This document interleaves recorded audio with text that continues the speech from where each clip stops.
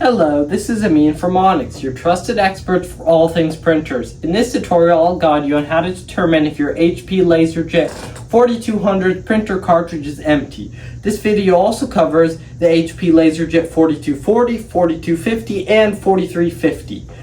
These printers will take the 38A cartridge for the 4200, but for the rest they should take the 42A or 42X. We are Onyx Imaging.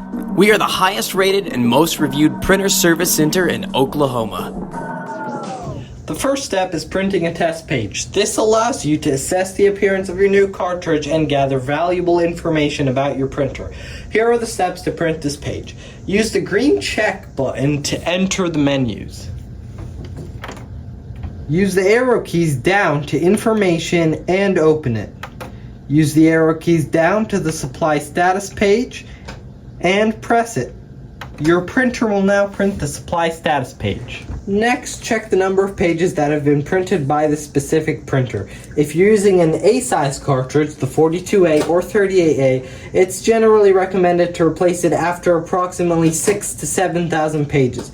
However, if you're using an X-size cartridge, you can wait until around 11,000 to 12,000 pages have been printed. Keep in mind these numbers can vary based on your toner usage. Thank you for watching this video and have a wonderful day.